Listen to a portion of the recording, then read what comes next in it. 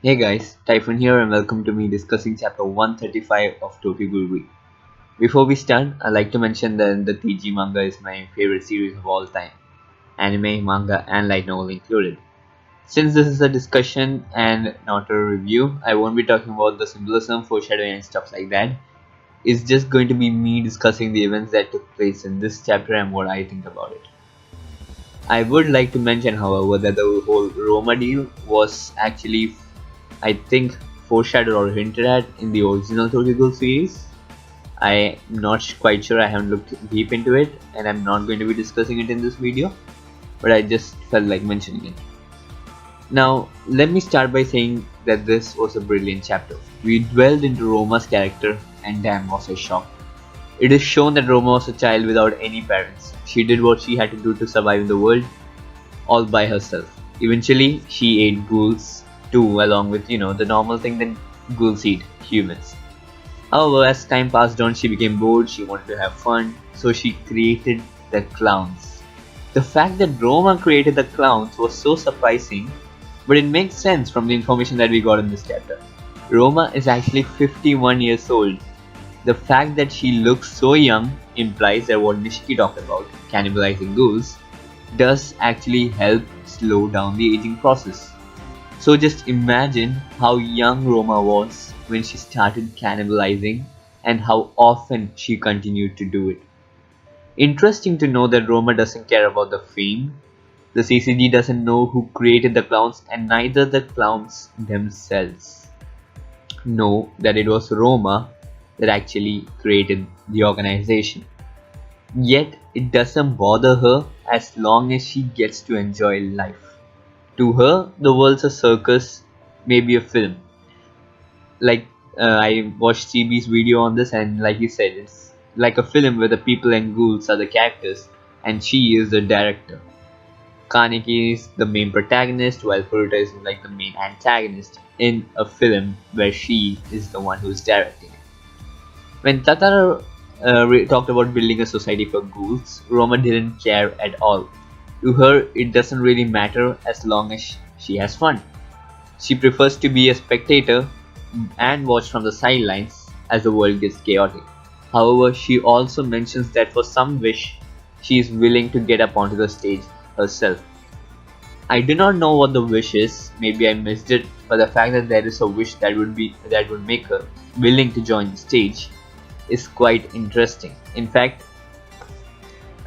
what I would like to mention is that in the end, it all comes down to the fact that she does not want to be bored.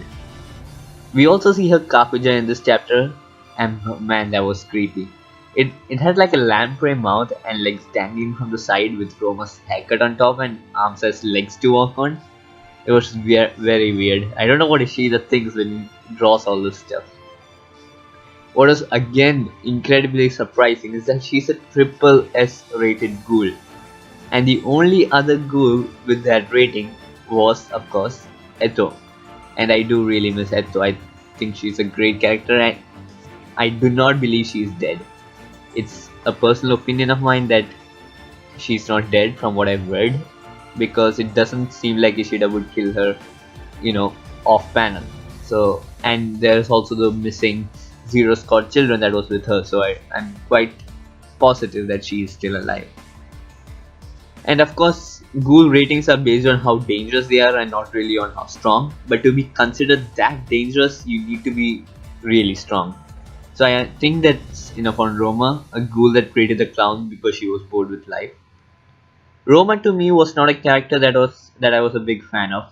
She seemed like the average everyday, like I won't say the yandere, it's like the crazy girl who just likes to have fun, but it was interesting to see her backstory and why she was so bored and what she went through to feel such emotions, and it's made me like her as a character even more than what I did before.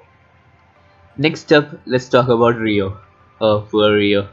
It was confirmed in the last chapter that Rio is Shikore, and in this chapter it is further confirmed that he can use all 4 types of Kagine, and that Kijima was the one that tortured him, just like in the Ghoul jail game.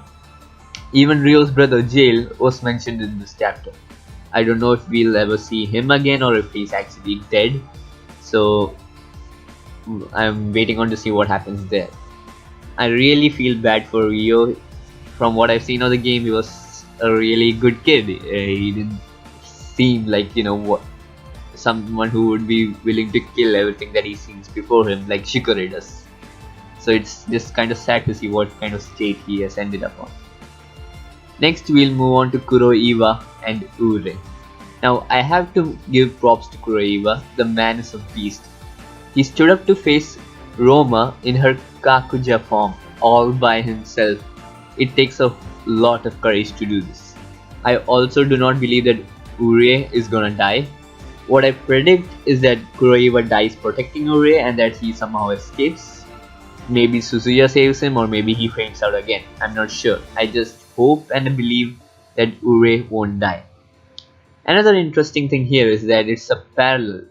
The scene was a parallel when Ure's dad saved Kuroiwa and others by, you know, standing in front of Eto and all by himself while everyone else escaped.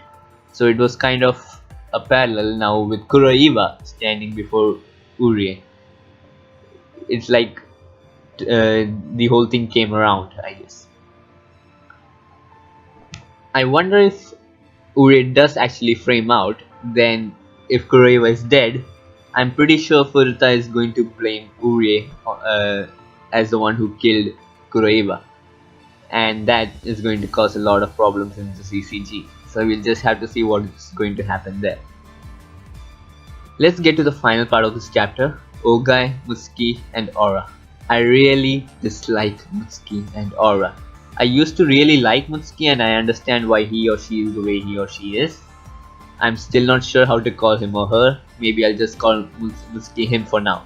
So Mutsuki and Aura are facing off against Yomu, who's going to be fighting them to save time for Toka and the others to escape. I really do have a bad feeling about this, and I think Yomu might actually die in this arc. He already had a moment when he fought Arima, and I feel like there's nowhere that Yomu's character can go now, and this might be actually a good way for him to go out, saving Toka, you know, his niece. So it's very sad, but this is Tokyo Ghoul after all, so sadness is pretty common. Now finally Toka and the others meet Hajin. I'm quite scared, to be honest, but I do not think Toka will die. I also think that Eto, who I said is alive, might help them out here, but I don't know. Most likely, probably not. We'll just have to wait and see what happens. All I know right now is Toka, Hinami, Urie and Kaneki. These 4 people should be safe, and that's what matters to me the most. I can handle any other characters dying, but the 4 that I mentioned now, if they die, man, I'm going to have to keep TG on hold for like months on end. It's going to affect me that much. So all in all, like I said, a brilliant chapter, and this was not a review, just me discussing about it. And I think that the chapter was quite good, and I want to hear your guys' opinion on it as well. So if you like this video, please leave a like and please share your opinions on how the chapter was. Thank you for watching. Typhoon out.